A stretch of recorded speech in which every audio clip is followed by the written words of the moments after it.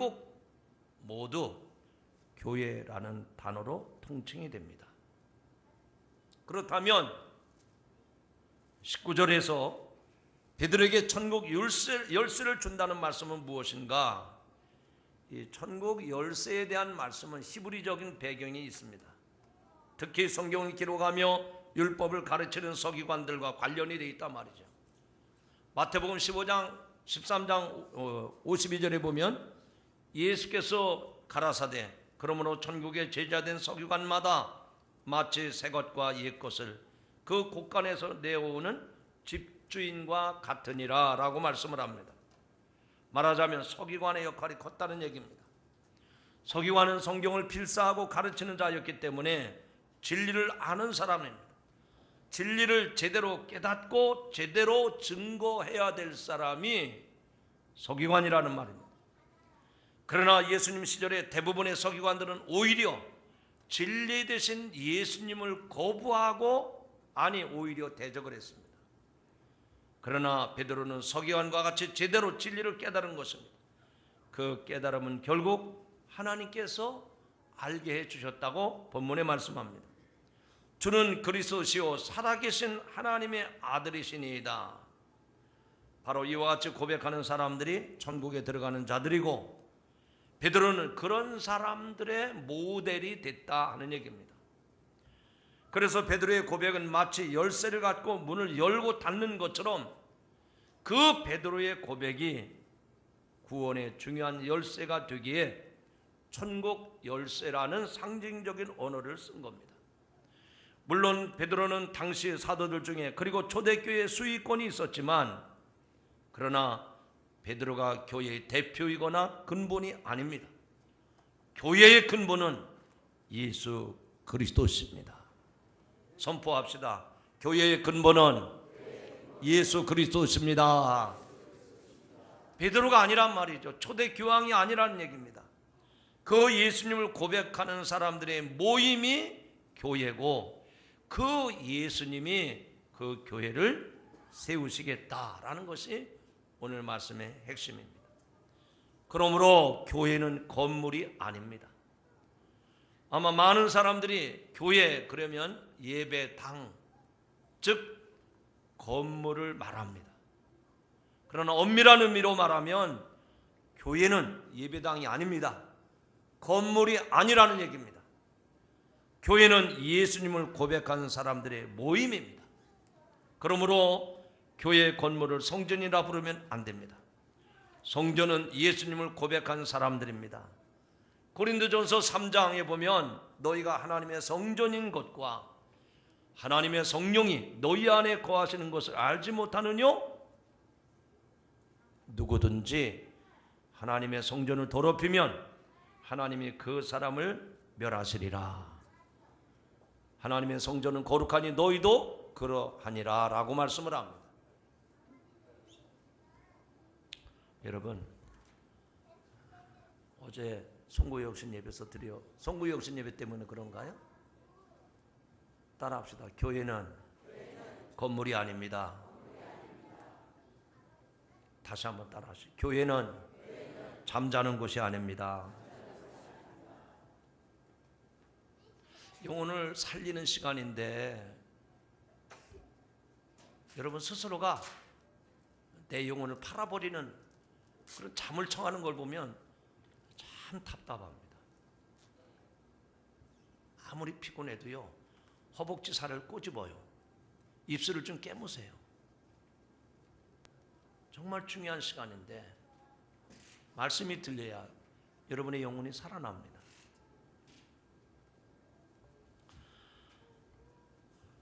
하나님의 성전은 거룩하니 너희도 그러하리라. 누구든지 하나님의 성전을 더럽히면 하나님이 그 사람을 멸하시리라 그랬습니다. 하나님의 성전을 더럽히면 하나님이 그 사람을 멸하시리라.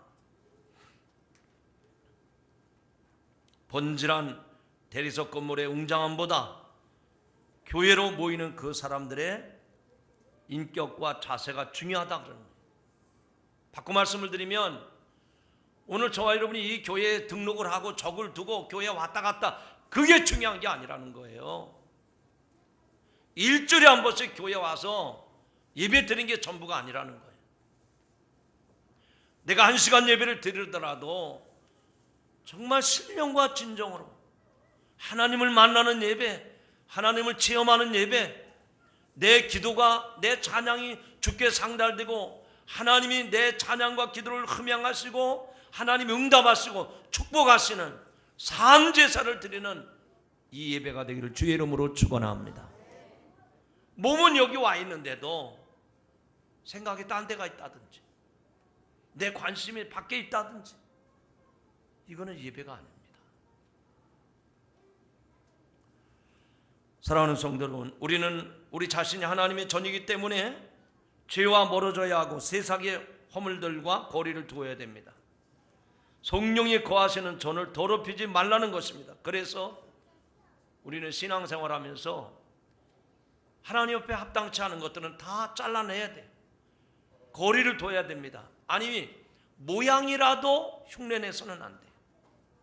술이라든지 마약이라든지 노름이라든지 주색잡기, 점치기, 우상숭배, 당짓기 등등 온전치 못한 모습들,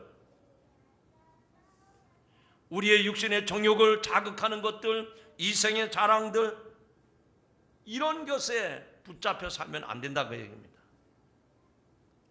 우리 육신조차도 정결하게 하고, 내가 세상에서 비록 가진 게 없고 물질이 없고 내가 주의가 없더라도 하나님의 사람으로서의 품위를, 그리스도인의 품위를 잊어버리면 안 됩니다. 왜냐하면 우리 자신이 하나님의 성전이기 때문에 그래요. 여러분의 삶이, 여러분의 몸이, 여러분의 인격이 하나님의 성전이기 때문에 그 성전에서 쓴물과 단물이 나올 수가 없는 겁니다. 예배당의 건물은 웅장하고 화려한데 그 안에 모이는 사람들은 더럽고 추하고 온갖 오만 가지 추악함이 그대로 있다면 그것은 하나님이 교회를 멸하시는 첫 번째 증거가 되는 것입니다. 그래서 하나님은 이사야 선지자를 통해서 잘못된 이스라엘을 무섭게 꾸짖으셨습니다. 여호와께서 말씀하시되 너희의 무수한 재물이 내게 무엇이 유익하뇨? 나는 수양의 번제와 살찐 짐승의 기름에 배불렀고 나는 수송아지나 어린 양이나 순염소의 피를 기뻐하지 아니하노라. 너희가 내 앞에 보이러 오니 그것을 누가 너희에게 요구하였느냐? 내 마당만 밟을 뿐이니라. 헛된 재물을 다시 가져오지 말라. 분향은 나의 가증이 여기는 바요, 월삭과 안식일과 대회로 모이는 것도 그러하니 송예와 아울로 악을 행하는 것을 내가 견디지 못하겠노라. 내 마음이 너희의 월삭과 정한 절기를 싫어하나니 그것이 내게 무거운 짐이라. 내가 지기에 곤비하느니라. 너희가 손을 펼 때 내가 눈을 가리고 너희가 많이 기도할지라도 내가 듣지 아니하리니 이는 너희의 손에 피가 가득함이니라. 너희가 스스로 씻으며 스스로 깨끗하게 하여 내 목전에서 너희의 악업을 버리며 악행을 그치고 선행을 배우며 공의를 구하며 학대받는 자를 도와주며 고아를 위하여 신원하며 과부를 위하여 변호하라 하셨느니라. 아멘. 그런 의미에서 예수님은 성전에서 장사하는 사람들을 향하여 채찍하며 내 집은 만민이 기도하는 집이라. 너희가 아버지 집을 강도의 구렬로 만들었도다. 의분을 토하신 겁니다. 구약의 그 성전은 하나님의 임재의 장소요 또 예수 그리스도 자신이 성전이셨기 때문입니다. 성전에서의 장사 행위는 하나님을 능멸하는 죄였습니다. 물론 오늘날 성전은 없지만 그래도 예배당에 모여서 예배를 드릴 때 우리의 마음가짐을, 우리의 옷매무새를 단정하게 하고 예배에 임하는 자세를 바르게 해야 됩니다. 건물 자체를 신성시 여기는 것이 아니라 성전된 우리의 자신을, 우리의 내면을, 우리의 인격을, 우리의 삶을 하나님 앞에 거룩하게 해야 할 줄로 믿습니다. 교회에서 신자들끼리 돈놀이하고 의형제 맺으면서 은근히 파당을 만들고 불건전한 상행위로 교인들끼리 등을 돌리고 싸우는 이런 일들이 교회 안에 비일비재하지 않습니까? 저는 교회 안에서 바자회조차 달갑지 않게 보는 사람입니다. 정말 선교를 위하고 정말 구제를 위한다면 바자회가 무슨 필요가 있어요? 내 주머니 털어서 헌금하면 되지. 예배당은 예배드리는 곳입니다. 예수님이 이 땅에 계시는 동안 초대교회를 세우셨는데 그 초대교회의 모습이 교회의 원형 아닙니까? 그 초대교회의 모습은 원래 모습은 어떻습니까? 그때에도 그 성도들이 바자회를 했습니까? 교회에서 무슨 자선 사업을 했습니까? 그런 게 없었어요. 사도행전에 분명히 보면 날마다 성전에 모이기를 힘썼다고 그랬어요. 말씀을 가르치는 일과 기도하는 일에 전무했다고 했습니다. 왜 그런 일을 했겠습니까? 왜 그렇게 했겠습니까? 교회가 교회 되게 하기 위해서 다른 일보다도 그런 일에 매진을 했던 것입니다. 사랑하는 성도 여러분, 예배를 드리러 오셨다면 예배에 전력을 다하시기 바랍니다. 저는 여러분들이 이 주일에 이 교회 와서 1시간 예배 드리는 것이 예배가 전부라고 생각하지 않습니다. 주일을 맞이한 첫날 첫 시간부터 하루가 예배예요. 아니, 주일만이 아니라 우리의 삶 전부가 예배입니다. 그러니까 여러분의 몸이 여러분의 하나님이 거하시는 성전이고요, 여러분이 생활하는 가정이 교회입니다. 여러분이 일하는 일터, 직장, 사업장, 그곳이 교회예요. 여기 와서만 거룩 찬송하면 안 돼요. 정말 가정교회가 세워져야 되고요, 여러분의 직장에서 교회가 세워져야 되는 겁니다. 오늘같이 주일날 예배를 드리러 왔다고 하면 미리 예배 전에 와서 예배 순서를 살피고 성가대원을 비롯해서 헌금위원, 기도위원, 안내위원 등 모든 마음에 준비된 자세와 순서를 맡은 자로서 준비된 마음이 있어야 된다는 얘기입니다. 예배 시간도 엄수해야 되고, 예배 씹을 때 보면 보란듯이 껌을 씹고 자꾸 옆 사람하고 무슨 귓속말을 그렇게 하는지, 예배의 방해꾼이죠. 회방꾼입니다. 그리고 자세도 바르게 해야 됩니다. 어떤 사람은 피곤해서 그렇지만 정말 환자가 아닌 경우는 자세를 바르게 하시기 바랍니다. 어떤 사람은 앞 의자에다 발을 쭉 올려놓고 얼마나 불쾌한지 몰라요. 하나님이 보실 때도 그렇지만 하나님은 둘째치고 옆 사람이 쳐다봐도 불쾌해요.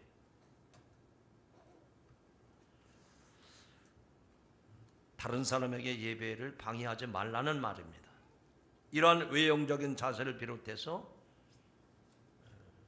교회이든 우리 자신이 교회가 된 성전이 된 그런 성품, 그런 인격, 그런 믿음이 하나님 앞에 온전히 보여져야 된다는 말씀입니다. 오늘 이 말씀을 듣는 성도 여러분, 2017년 한 해 동안 교회가 교회되게 하는데 교회는 나에게 있어서 어떤 의미인가? 정말 구원의 방주여 영혼의 안식처라고 한다면 교회 중심으로 믿음 생활을 하셔서 삶의 복을 얻는 여러분들이 되기를 주의 이름으로 축원합니다. 두 번째로, 교회는 구원의 수단입니다. 교회가 구원의 수단이라고 하는 것은 그리스도를 믿는 자들의 모임이 되기 때문입니다. 교회 밖에는 구원이 없습니다. 그렇다고 해서 예배당 건물 안에 있다고 구원받는 것도 아닙니다. 주는 그리스도시요 살아계신 하나님의 아들이십니다 라는 고백이 있어야 교회 안에 있든 교회 밖에 있든 구원받은 성도가 되는 겁니다. 아마 지금까지 여러분들이 생각할 때 교회, 예배당 그러면 이 건물을 가지고 교회라고 말했을 거예요. 그럼 여러분의 가정은 교회가 아닙니까? 여러분이 몸담아 일하는 일터나 직장이나 사업장은 교회가 아닙니까? 거기도 교회란 말이죠. 여러분이 가정이 교회가 될 수 있고 여러분의 일터가 교회가 될 수 있는 이유는 거기서도 예수님을 그리스도로 고백하기 때문에 주님이 그 가정을 교회로, 그 일터를 교회로 세워주시는 줄로 믿습니다. 로마서 10장 9절에 말씀합니다. 내가 만일 입으로 예수를 주로 시인하며 내 하나님께서 그를 위하여 죽은 자 가운데 살리신 것을 내 마음에 믿으면 구원을 얻으리니 사람이 마음으로 믿어 의에 이르고 입으로 시인하여 구원에 이르느니라.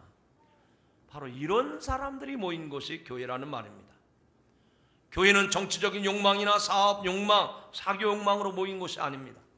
교회는 무슨 이익단체나 조합이나 무슨 클럽, 개모임, 친목단체, 자선기관이 아니라는 얘기입니다. 그야말로 교회는 순수한 예배 공동체요 구원의 방주가 되는 줄로 믿으시기 바랍니다.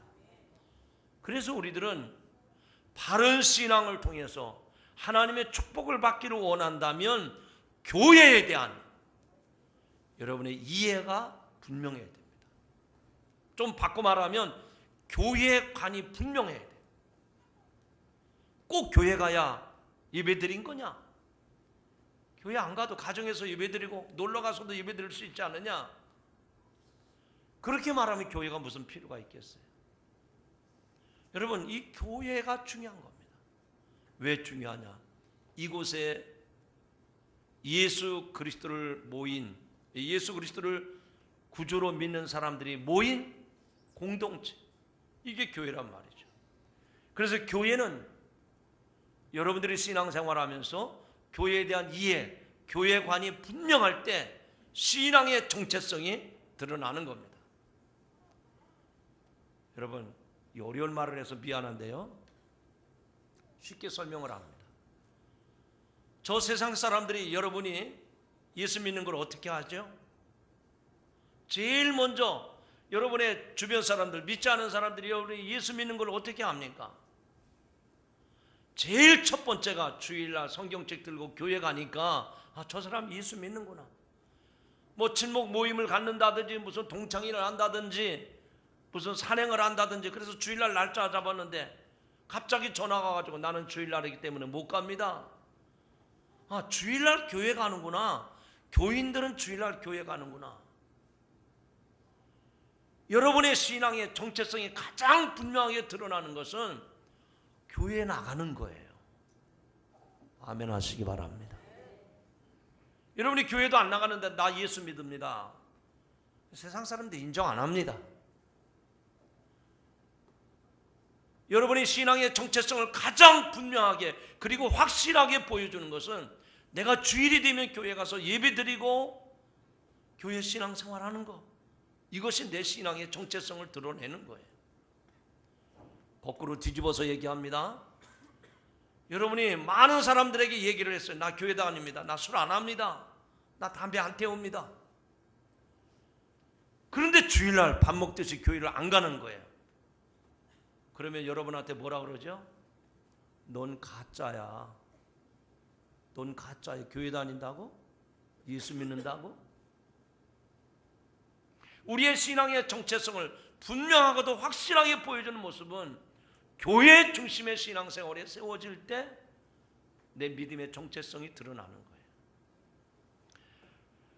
예수 그리스도를 고백한 사람들의 모임으로서 자기보다 주님을 앞세우고 주님을 중심으로 이 교회에서 신앙생활을 할 때 우리의 신앙이 분명하게 세워지게 되는 것입니다. 그러므로 교회는 성도들에게 말씀을 바로 가르쳐야 되고, 교회는 성도들에게 하나님을 예배하게 만들어줘야 되고, 이 교회는 정말 성경에 나타난 모든 진리의 말씀을 삶으로 경험하게 하고 그 하나님을 만나게 하고, 목마른 사슴이 시냇물을 만나듯이 우리 인생의 모든 문제가 이 교회 안에서 해결되게 만드는 것이 교회인 줄로 믿습니다. 그러므로 성도들은 주님의 인격을 본받아서 그리스도의 장성한 분량에까지 자라나야 됩니다. 목사만, 사역자들만 그렇게 사는 것이 아니라 예수님을 구주로 고백한 모든 사람들이 똑같이 이와 같은 제자다운 생활을 추구해야 된단 말이죠. 그래서 사도 바울은 로마서 12장에 말씀합니다. 그러므로 형제들아, 내가 하나님의 모든 자비하심으로 너희를 권하노니 너희 몸을 하나님이 기뻐하시는 거룩한 산제사로 드리라. 이는 너희의 드릴 영적 예배니라. 할렐루야. 너희는 이 세대를 본받지 말고 오직 마음을 새롭게 함으로 변화를 받아 하나님의 선하시고 기뻐하시고 온전하신 뜻이 무엇인지 분별하도록 하라 라고 말씀을 합니다. 성도로서의 마땅한 생활, 곧 하나님을 기쁘시게 할 수 있는 생활의 자세를 갖고 살자 하는 얘기입니다. 교회는 모든 사람들에게 그리스도를 개인의 구주로 고백하는 곳입니다. 그리고 여기에 머물러서는 안 됩니다. 그 고백이 여러분의 가정 안에서도 그대로 표현이 돼야 됩니다. 여러분의 가정의 주인이 김아무개, 이아무개 씨가 아니고 예수님이 돼야 된다 그 얘기입니다. 더 나아가서는 각 사람에게 주님이 주신 비전과 사명을 가지고 이 세상에 나가서 주님의 빛을 드러내는 거예요. 썩어져가고 타락해가는 이 세상을 살려내는 소금과 같은 역할을 감당하시기를 주의 이름으로 축원합니다. 마지막 세 번째로, 교회는 사람이 세운 것이 아니라 주님이 세우셨습니다. 따라합시다. 교회는 사람이 세운 것이 아니요 주님이 세우셨습니다. 교회의 설립자는 누굴까? 아마 어떤 사람들은 아무개 장로님이 교회를 세웠답니다. 아무개가 교회를 세웠답니다. 여러분, 사람이 교회를 세우는 게 아니에요. 오늘 읽은 말씀 가운데 17절 18절의 말씀을 보면 바요나 시몬아 내가 복이 있도다. 이를 내게 알게 한 이는 혈육이 아니요 하늘에 계신 아버지시니라. 또 내가 내게 이르는 너는 베드로라. 내가 이 반석 위에 내 교회를 세우리니 음부의 권세가 이기지 못하리라. 할렐루야. 누가 교회를 세웠다고 말씀하셨습니까? 주님이 세우셨다고 그랬어요. 한번 다시 읽어봅시다. 내가 시작. 내가 반석 위에 내 교회를 세우리니. 누가 세웠다는 겁니까? 여러분이 세운 게 아닙니다. 재력 있는 아무개가 세운 게 아닙니다. 능력 있는 아무개가 교회에 세운 게 아니에요. 주님이 말씀하십니다. 내가 반석 위에 내 교회를 세웠다고 말씀하십니다. 사람이 아니라 우리의 구원자 되신 예수 그리스도가 이 땅에 교회를 세우신 줄로 믿습니다. 그 말씀은 교회에서 내가 헌금이나 한다고, 교회에서 내가 좀 공헌을 했다고, 내가 단다른 헌신이 있다고 그래서 교회에서 좌지우지하시면 안 됩니다. 세상의 지위와 권력이 있다고 해서 교회를 좌지우지해서도 안 됩니다. 내가 교회 창진 멤버라고 주장해도 안 됩니다. 주장하면 주장할수록 새 가족이 정착을 못합니다. 주님이 세우신 교회에 우리는 모두가 다 구성원입니다. 가족이에요. 한 가족이에요. 그럴 때에 어울림이 있는 겁니다. 내가 이 교회의 설립자고 내가 이 교회의 창립 멤버인데 그때부터 목이 힘들어가고요. 그때부터 큰소리 치고요. 그러면 새 가족이 와서 정착을 할 수가 없어요. 미국의 백화점 왕이라고 하는 존 와나메이커는 1908년에 지금 종로에 있는 YMCA 건물을 세워주신 신실한 성도였습니다. 이분은 미국의 23대 대통령 해리슨이 최신부 장관으로 임명할 때 조건을 달았습니다. 제가 최신부 장관이 되는 첫 번째 조건은 주의를 성수하는 것입니다. 내가 주의를 성수할 수 없다면 저는 이 최신부 장관을 고사하겠습니다. 그래서 그는 워싱턴에서 자기의 고향 필라델피아까지 먼 거리를 다니면서 주일 성수와 교회학교 교사 일을 감당을 했습니다. 미국의 장관이었지만 그는 순수한 하나님의 일꾼으로 서기를 원했습니다. 그는 이런 유명한 말을 남겼습니다. 장관직은 몇 년 하다가 말 부업이지만 교회학교 교사직은 내가 평생 동안 해야 할 본업입니다. 정말 하나님을 감동시키는, 정말 주님을 기쁘시게 하는 말이 아닌가 싶습니다. 여러분의 본업은 무엇입니까? 여러분의 부업은 무엇입니까?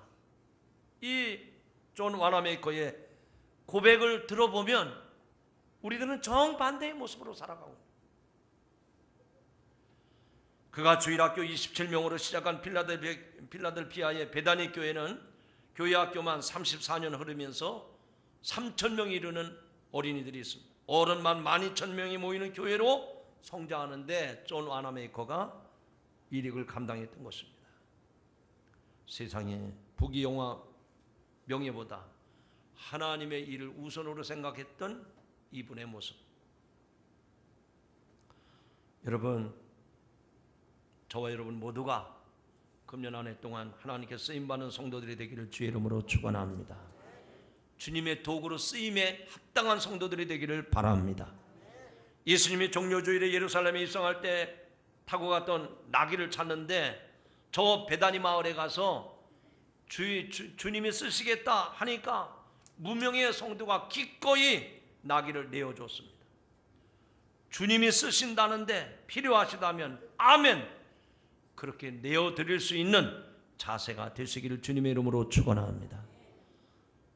가끔 제가 그런 생각이 듭니다.